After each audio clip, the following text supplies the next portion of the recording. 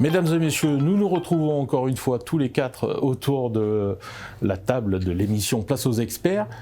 Nous avions fini la dernière émission avec un petit goût de « c'est pas fini ». Eh ben, on va rattaquer tout de suite avec Anna Klein, avocate au barreau de Marseille et de New York. Tu nous expliqueras pourquoi tant de distance et qu'est-ce qui fait que tu interviens sur les deux entités. On a parlé beaucoup de la facturation électronique, mais dans la numérisation des entreprises, on a aussi des choses qui s'appellent les CGV, les CGU, les RGPD. On va peut-être commencer par les CGV, non ? Qu'est-ce que ça veut dire ? Qu'est-ce que c'est ? Et à quoi ça sert ? Et oui, alors CGV, du coup, c'est conditions générales de vente. Et là, en fait, effectivement, il y a beaucoup de confusion sur le rôle des CGV, surtout quand c'est dans l'univers numérique, en fait. C'est vrai que quand on est sur du papier, on a un petit peu plus cette notion de contrat.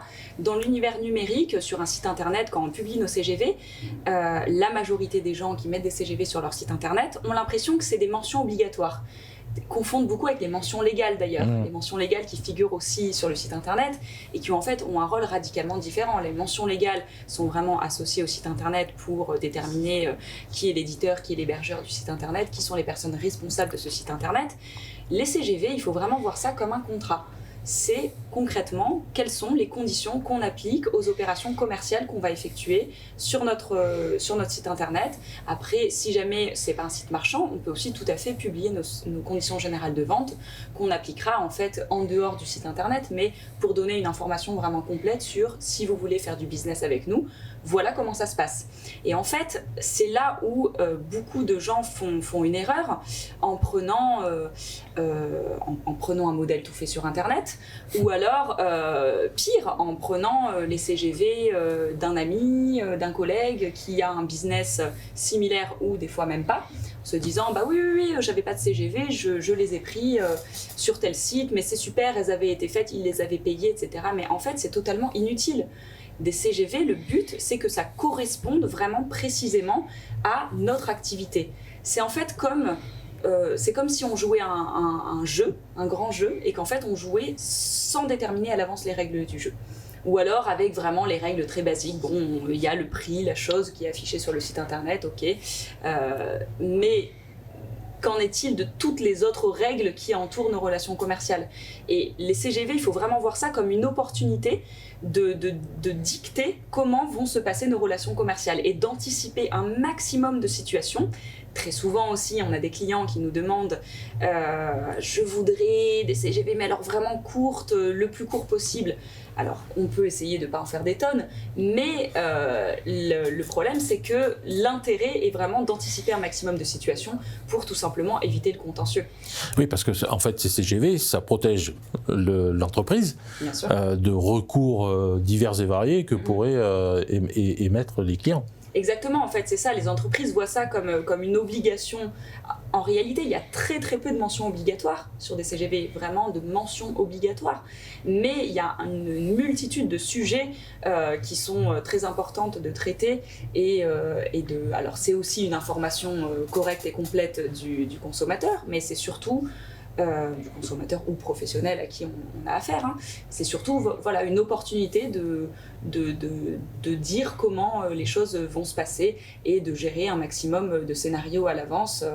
Le rôle de l'avocat n'est pas toujours d'aller devant le tribunal, mais d'essayer un maximum de devoir aller devant le tribunal. Si on peut éviter les conflits, c'est le mieux. Oui, économiser aussi du temps à la justice. Oui, totalement.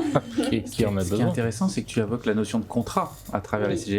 Donc, ce qui veut dire que quelqu'un qui coche signe un contrat. Exactement. Et ça, n'en a pas forcément conscience. Enfin, c'est important de le préciser, de le rappeler. Des deux points de vue, en fait. C'est vrai qu'à l'inverse, on a aussi le professionnel qui publie ses CGV sur le site internet et qui pense que, du coup, le contrat est applicable, mais qui ne les a jamais portés à la connaissance du client. Et là, on a aussi un problème. Il faut qu'elles aient été acceptées pour qu'elles aient force de contrat. Donc du coup, il faut effectivement les rendre disponibles, mais il faut qu'il y ait un mécanisme, et c'est là où du coup la numérisation devient importante. De la même manière que quand par exemple on signe un contrat papier avec notre devis ou notre bon de commande d'un côté et nos conditions générales au verso. Là, de la même manière, il faut faire un process un petit peu fluide. Donc, très souvent, ça passe par cette petite case qu'on coche. J'ai bien pris connaissance, même si ce n'est pas le cas, des conditions générales de vente. Et effectivement, comme tu dis, c'est une signature de contrat.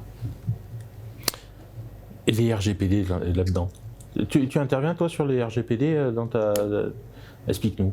Qu'est-ce que Alors tu c'est fais? vrai qu'on a une synergie avec Anna, au-delà d'être dans le même club, le plus beau club Carbao, Aix-en-Provence. Presque le plus joli club de France. Aujourd'hui, oui. Donc on a cette synergie-là, puisque Anna, elle nous en reparlera après, intervient sur le RGPD. Nous, on va intervenir effectivement de façon opérationnelle avec la solution Zindoc, notamment sur la partie RH, puisque la partie RH, la partie salariée, les collaborateurs, c'est de la donnée personnelle. Les entreprises, quand elles montent leur dossier d'embauche, demandent très souvent pour établir le contrat la carte d'identité, la carte vitale, des informations qui sont là pour le coup, Anna, tu me contrediras si je me trompe, de la vraie donnée personnelle. Et très souvent, quand j'évoque en rendez-vous justement le RGPD, alors les gens en ont entendu parler, c'est un terme un petit peu barbare qui fait peur, on ne sait pas trop. Et quand je demande effectivement si des choses ont été mises en place, on me dit très souvent, j'ai l'armoire derrière, les dossiers sont là et c'est fermé à clé. Alors oui, effectivement, mais je pense qu'en cas de contrôle de la CNIL, l'armoire fermée à clé, ça suffira pas. Oui, et qui est le référent des RGPD dans la société, parce qu'il y a ça aussi. Il y a ce dossier-là à faire. Avec Zindoc, effectivement, du moment qu'on dépose tout le dossier salarié, donc on va pouvoir en fait déposer le dossier qu'on a en papier de façon numérique dans l'outil, dans la solution Zindoc, dans un classeur RH. Les données vont être protégées. Pourquoi ? Parce que je reviens sur ce que je disais tout à l'heure, chaque utilisateur a des droits que finalement l'entreprise a définis, a dit tel utilisateur a tel droit d'accès.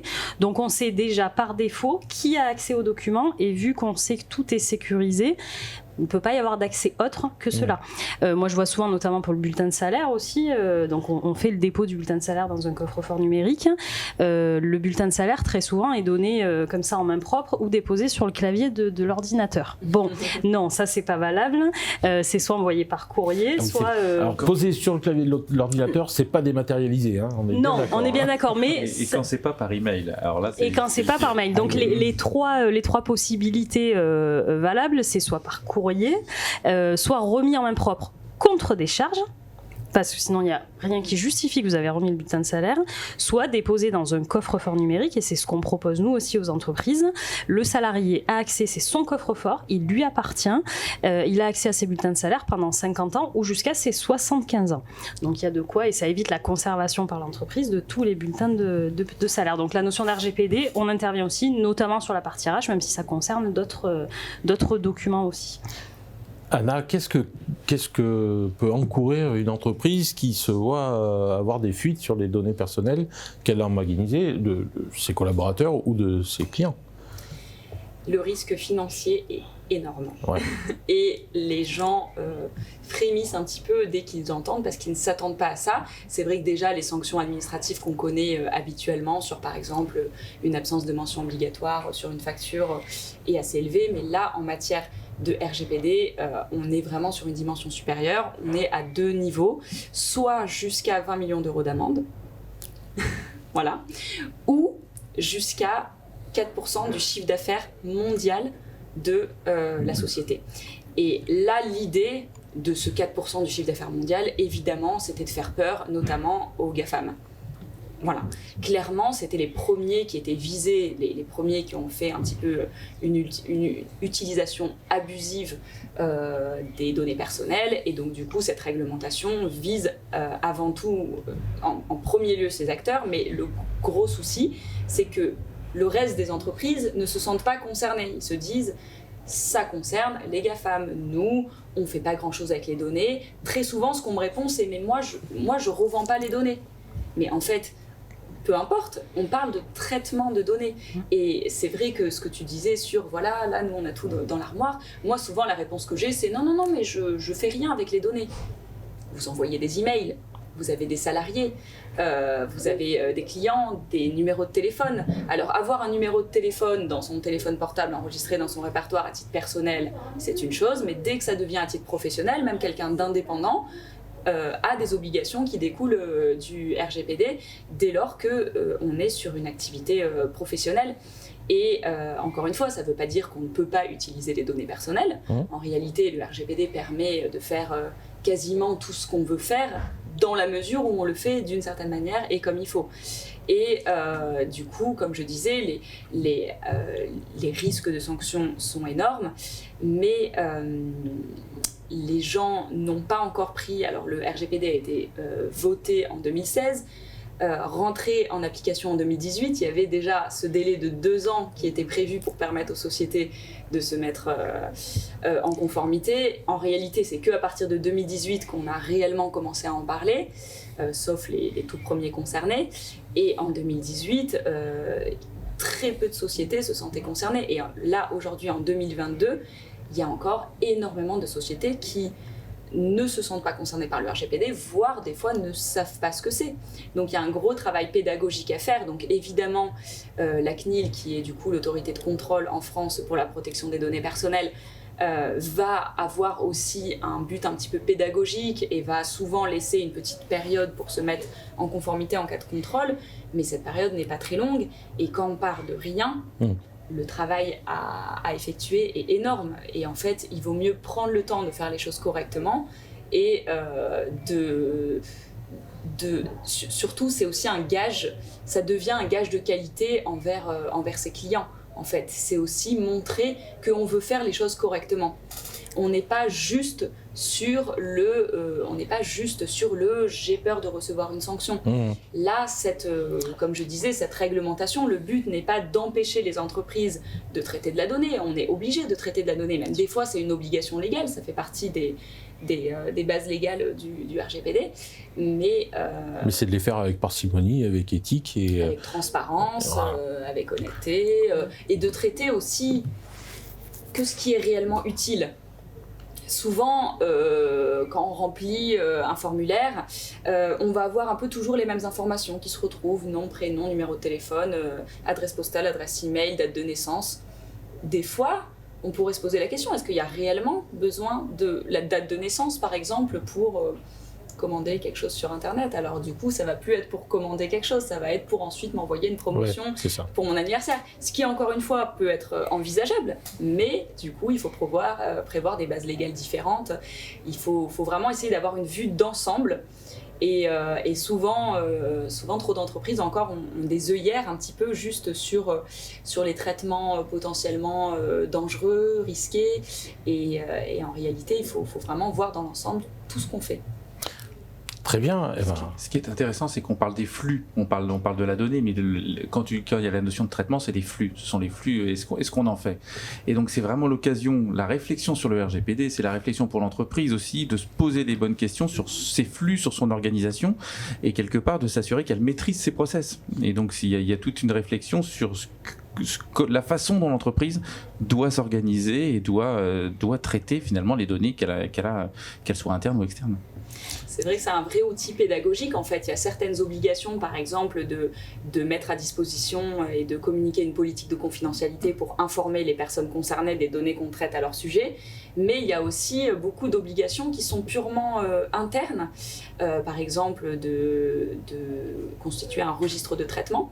Ça, c'est vraiment un outil purement interne à l'entreprise et qui permet un peu d'avoir ce regard un petit peu presque externe sur ce qu'on fait, de prendre un peu de recul et de se dire voilà l'ensemble des traitements que j'effectue. Et aussi par exemple une analyse d'impact, c'est un outil qui peut être obligatoire ou non, mais en fait dans tous les cas qui va être utile et qui va permettre de s'interroger vraiment sur est-ce que ce que je fais est réellement nécessaire, est-ce que ça implique des risques, d'avoir un petit peu cette attitude. C'est un outil, il ne faut pas voir ça juste comme une contrainte, mais vraiment comme un outil qui a été pensé de façon très pédagogique. D'ailleurs, avant, il existait des obligations déclaratives à la CNIL, avant l'entrée en vigueur du RGPD, la protection des données personnelles existait quand même déjà, mais les obligations ont été totalement renversées. On n'est plus dans une logique de je déclare, on est dans une logique de je dois être conforme tout le temps. Peu importe, on n'est plus à l'école en fait. On se doit éthiquement d'être responsable dans notre traitement des données personnelles. Après, merci beaucoup. Le temps de du second chapitre est arrivé. On va clôturer ça. Ça nous donne encore envie, et je vois bien que Nicolas, il a envie d'en parler encore, mais ça nous donnera peut-être l'occasion de faire un 3e chapitre. On va faire comme dans les séries, couleur. On en est qu'à la saison 1. C'est ça. Place aux experts va devenir une série qu'on va retrouver peut-être sur les portails Netflix et tout ça, qui sait. Mesdames et messieurs, encore merci pour votre participation. Chères personnes qui nous regardez en ce moment, je vous donne rendez-vous sur la prochaine émission Place aux experts sur la Carabao TV. Bonne journée. Merci. À bientôt. Merci.